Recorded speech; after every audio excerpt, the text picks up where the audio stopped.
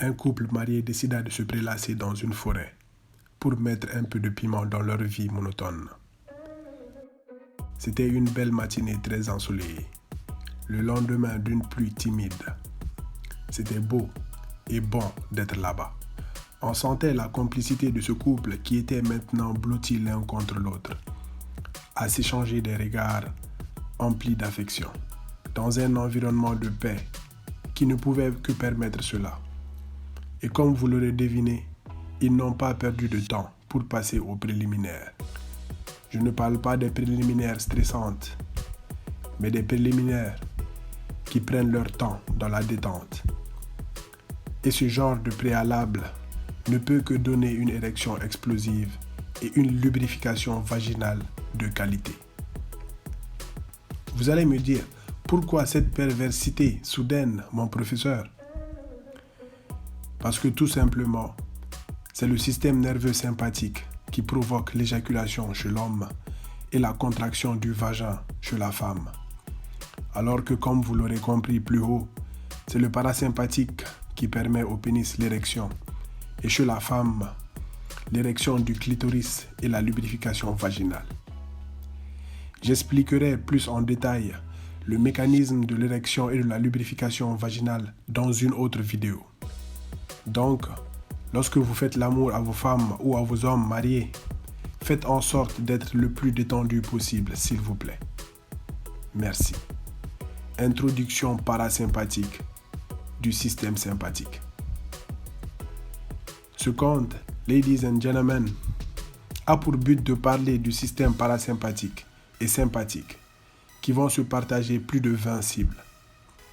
Mais en tant que votre professeur officiel, qui reste toujours professionnel dans ses introductions, je vous demanderai de ne pas vous affoler, parce que je suis là et que je vais tout vous expliquer jusqu'à la fin, afin de vous donner le nécessaire pour que vous vous rappeliez de ces informations lorsque votre mémoire en aurait le plus besoin. Bien.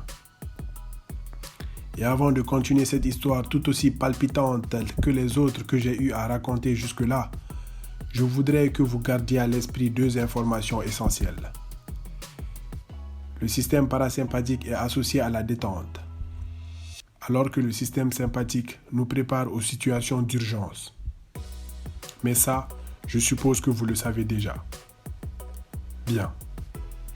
Après avoir fini ce qui devait naturellement se finir par une satisfaction mutuelle des deux partenaires, voilà que le couple entendit un bruit qui sortait de l'ordinaire, mais que l'instinct connaissait déjà.